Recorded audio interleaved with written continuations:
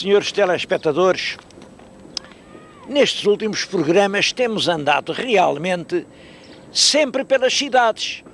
Tem sido Lisboa e o Porto e Coimbra e Leiria e o Funchal e Braga e Macau e a teoria das capitais algarvias e é sempre cidades. Tem toda a razão o meu telespectador e amigo que me pergunta: então, e as aldeias não são gente? Tem toda a razão quando me diz que há muito mais encanto numa bonita aldeia que numa feia cidade.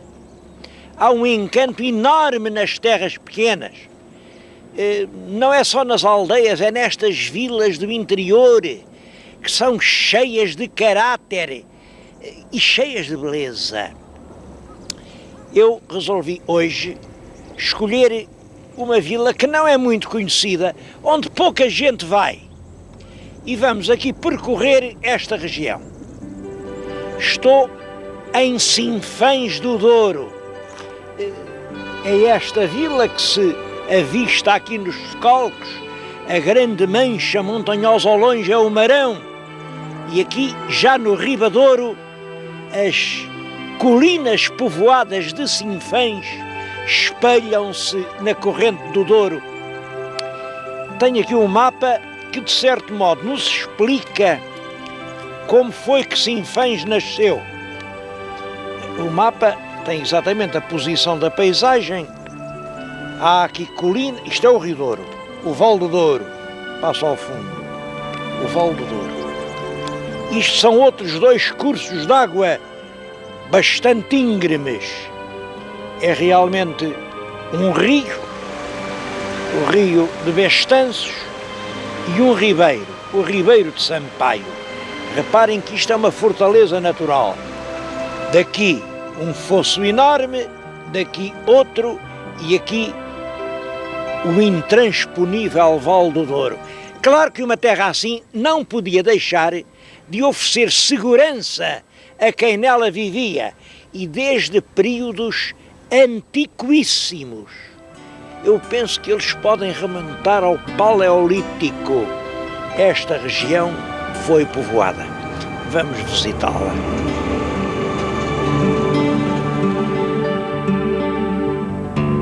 Em todo o concelho há numerosos monumentos megalíticos. Os meus telespectadores sabem que megalítico são duas palavras. Mega, que quer dizer grande, e litos, a pedra. Um megálito é um monumento feito por grandes pedras. Estou justamente no megálito notável. É um dolmen, o nome que lhe dão aqui é o dolmen de Chã de Brinco. Engraçado, brinco. É possível que tenha aparecido aqui algum brinco de ouro, porque justamente quando fizeram este monumento já havia artefactos de ouro.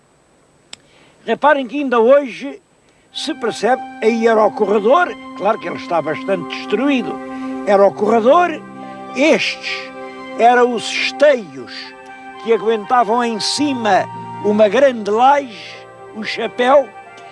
Mas o que este tem de interessante é que este esteio foi decorado. Bom, não, isto aqui foi escrito há pouco tempo, diz Sinfãs, 1653. Mas repare, e é claro, isto é moderno, portanto, é do século XVII. Mas aqui havia um sol e por toda a laje há uma decoração, foi gravada, é como que espíritos que sobem em direção ao sol. É um dos esteios com maior interesse de toda a arqueologia portuguesa. Mas espalhados por aí, monumentos destes são muitos, muitos.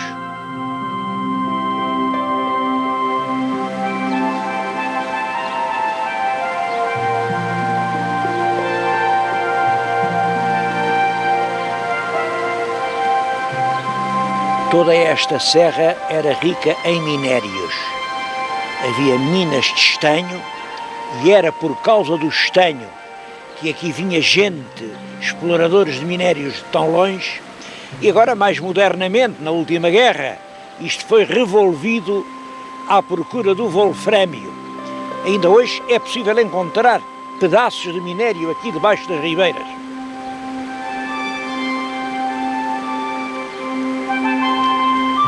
Mas além destes monumentos megalíticos, portanto da pré-história, há muitos monumentos e impressionantes do período castrejo, quer dizer, o período que precede a vinda dos romanos. Eu só não mostro por absoluta falta de tempo, como calculam. E da época romana, há aqui, só neste concelho de Sinfãs, cerca de 15 estações romanas. Também não posso mostrá-las todas, mas há um exemplo a que eu gostava de fazer referência, porque este exemplo é uma lição para muita gente. Como veem, estou aqui a falar diante de uma pequena casa, junto do quintal. É a casa de um morador da freguesia de Passos, na Tarouquela. Morador é o senhor Antero Gaudêncio.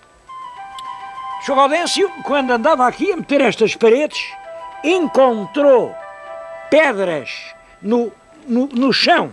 Isto, como veem, é uma ara, por sinal que é uma linda ara. E isto é uma base de uma coluna. Isto são pedaços romanos.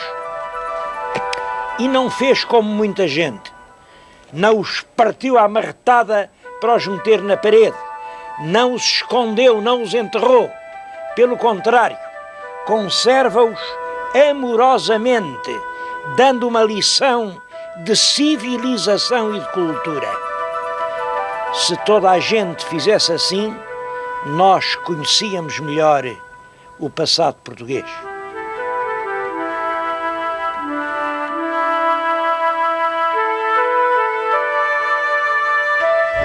Os monumentos românicos dos primeiros tempos da monarquia também não faltam aqui no concelho de Sinfãs.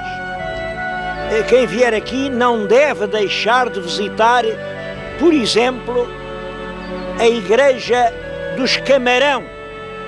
É realmente um robusto, pesado românico a que não falta monumentalidade. Ou essa outra, a igreja de Tarouquela. Tarouquela é monumento nacional. Penso que será do tempo, não sei, Bel Rei Sancho I, século XII, século XIII, vem das horas em que Portugal nasceu. Bom, mas eu vim falar nisso aqui num outro lugar. Esta é a Ermida do Douro. Quem subia ao Rio Douro era aqui que vinha rezar. Depois foi abandonada, profanada, vandalizada. Acho que hoje está a servir de corral aos porcos. Impressiona, realmente impressiona, ver a que ponto deixaram chegar um monumento que num país que realmente é pobre de monumentos. Olhem para aquela janela. É realmente impressionante pensar que um monumento com este valor chegou a este estado de degradação.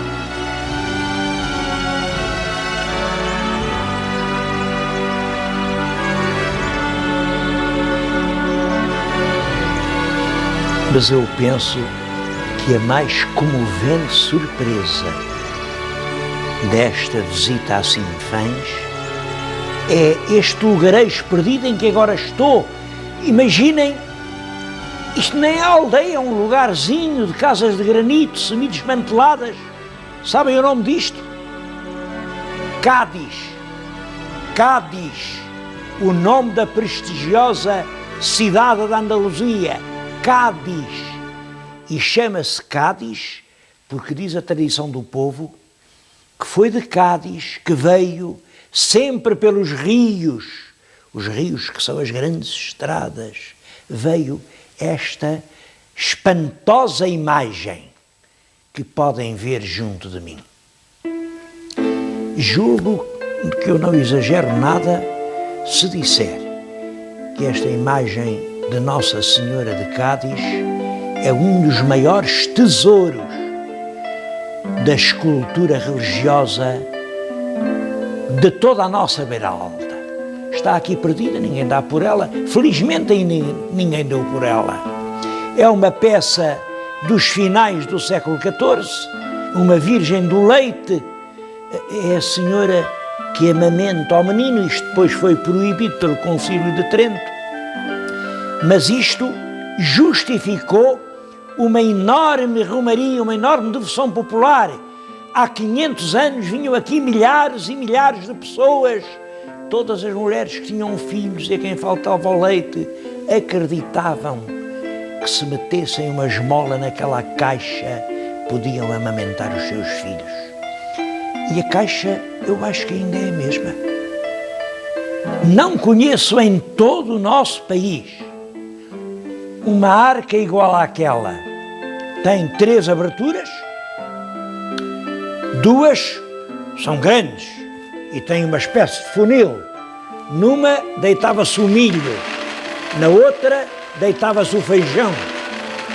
A mais pequenina de todas deitavam-se as moedas.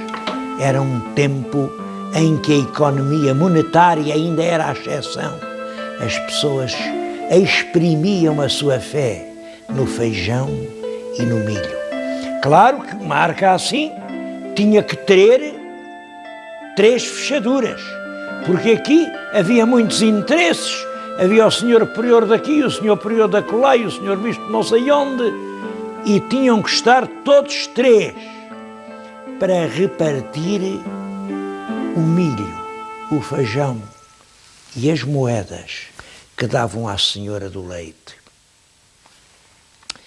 Acho que a Senhora do Leite já não era a mais antiga imagem, mas é curioso aqui, a mais antiga ainda hoje lá está. Eu vou mostrá-la. Mais antiga ainda que a Nossa Senhora do Leite é esta imagem a que hoje chamam Senhora dos Remédios. Reparem, os vestidos não conseguem ocultar-lhe a gravidez. É o bendito fruto do seu ventre. Mas ela já exibe o menino ao colo, o menino a que qualquer ato buçal de vandalismo já partiu a cabeça. A cabeça anda por aqui, sei lá, qualquer dia, olhem a cabeça do menino. A televisão às vezes faz milagres. Quem sabe se não poderá fazer este?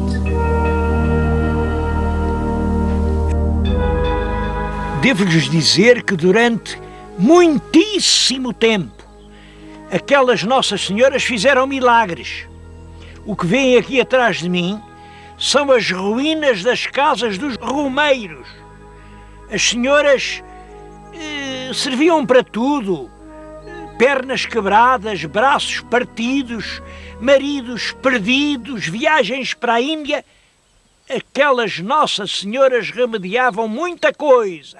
Agora, acho que o milagre mais importante e mais oportuno, acho que é o milagre para agora, que elas fizeram foi livrar-nos das acusações infundadas dos pasquins. Dos pasquins. Como sabem, um pasquim é assim um jornal linguarudo, um jornal que diz coisas que não é verdade. Bem, eu não sei se há jornais que digam alguma coisa que não é verdade, mas neste tempo acreditavam. O quadro que eu tenho aqui conta-nos. Ora, leiam comigo, prestem atenção. MQF, aquilo quer dizer milagre que fez a Senhora de Cádiz a Caetano de Sousa Mesquita. Ora bem, o Caetano de Sousa Mesquita está aqui, como vêem, é um fidalgo de casaca.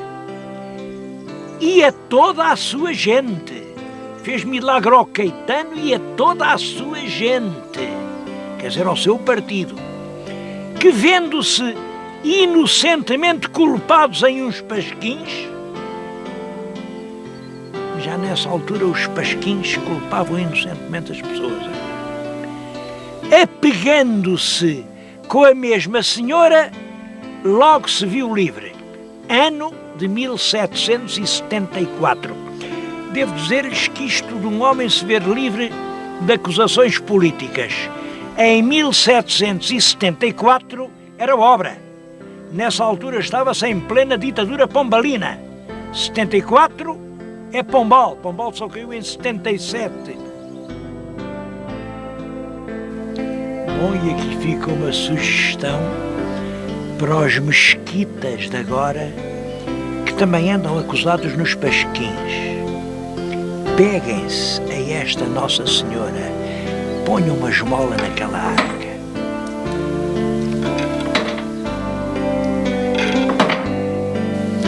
Para concluir esta visita à Senhora de Cádiz, isto era uma linda imagem. É o menino e a senhora levam-o pela mão. Vejam o que o tempo fez dela.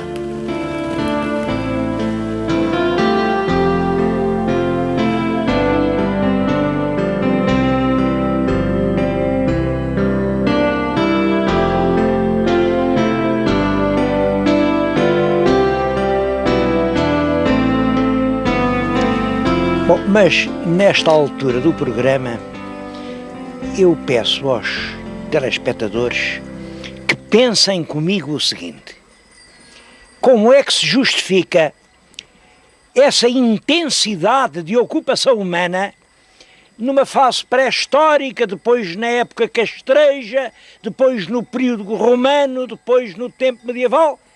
Porquê tanta gente numa terra que, reparem,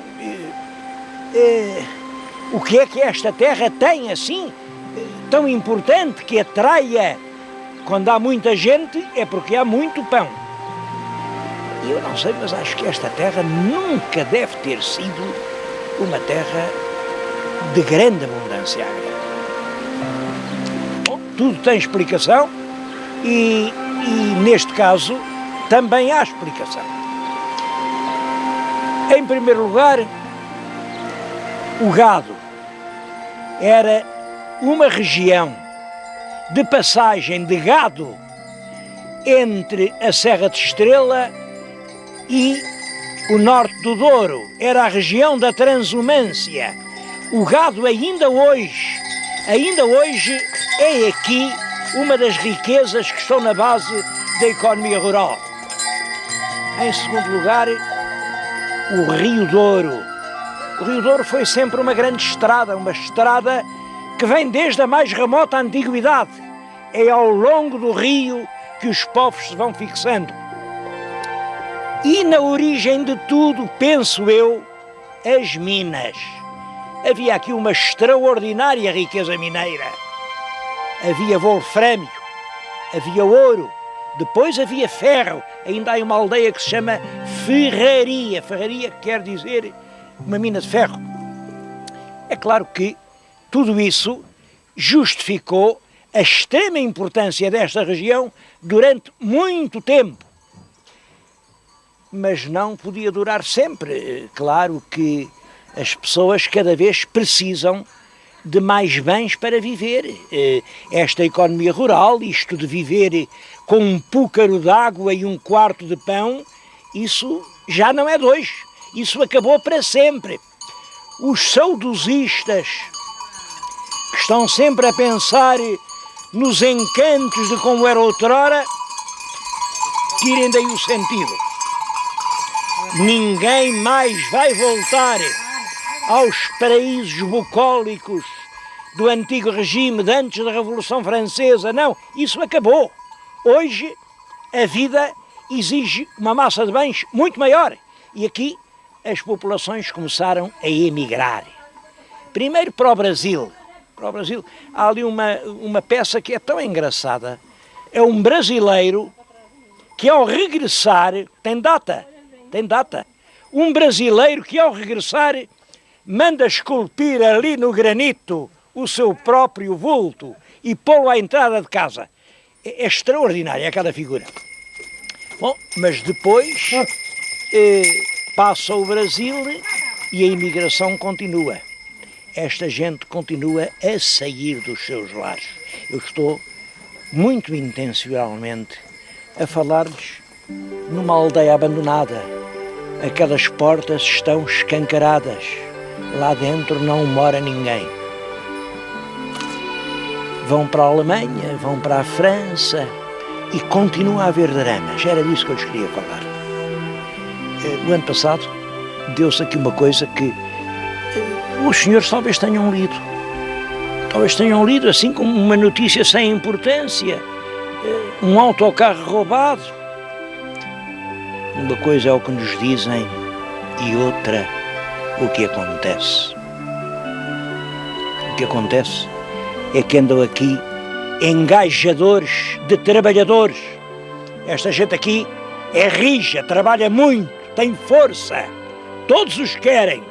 E aparecem aqui uns sujeitos com anúncios, com cartazes, a oferecer dinheiros. Tu vais ganhar 100, vais fazer...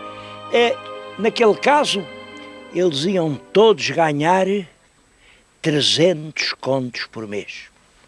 E saiu uma quantidade de gente daqui. Foram trabalhar para a Alemanha por conta do subempreiteiro português. É claro, passa ao primeiro mês. O subempreiteiro diz que o empreiteiro lá na Alemanha não lhe pagava, não lhes pôde pagar. Passa ao segundo. Aquela gente acabou com o bocadito de chouriço e de paio e o queijo da serra que levava na saca. Começam a roer pão, a viver do cigarro que fumavam e da bica d'água. Passa ao terceiro, passa ao quarto. Aquela gente está a morrer de fome. E então, o que é que eles haviam de fazer? Iam ter com o empreiteiro e diziam, não, eu só sou um subempreiteiro, estou à espera que o alemão me dê dinheiro, quando o alemão me der a mim eu dou a vocês. Iam ter com o alemão e o alemão dizia, eu sou um homem sério, eu já dei dinheiro ao português, o português que lhes paga. Bom, quem tinha razão? Quando a gente quer saber quem tem razão, vai para o tribunal. Mas vocês sabem quanto tempo demora a arrancar uma sentença no tribunal? Acham que há algum estômago que aguenta aqueles prazos todos? O desespero foi mais forte e então esta gente fez uma coisa. Juntaram-se 54. 54 é exatamente o número de homens que cabem sentados num autocarro. Depois cotizaram-se e com os últimos reais compraram umas latas de gasóleo. E aí, numa cidade da Alemanha, num parque, encontraram assim ao fim da tarde um autocarro. O motorista tinha-se distraído, tinha ido tomar uma cerveja e os 54 portugueses meteram-se no autocarro e guiaram aqui, outra vez até à sua aldeia. Vieram, atravessaram a Alemanha, atravessaram a França, atravessaram os Pirineus, percorreram toda a Espanha, entraram na fronteira, até que chegaram aqui. E aí tiveram cuidado, foi tratar do autocarro. Ninguém ali pôde fazer um risco, furtar um aparelho, um farolim, nada. O autocarro era cuidado, estimado como uma coisa que nos não pertence e é preciso devolver. Ficaram à espera que alguém o viesse buscar. E vieram-nos buscar. Eu, se fosse juiz, absolvia esses homens. Eles agiram em perfeito estado de necessidade. Eles não praticaram nenhum crime, senão o de querer regressar à sua própria terra. Felizmente que não tinham perdido tudo, ainda tinham uma terra.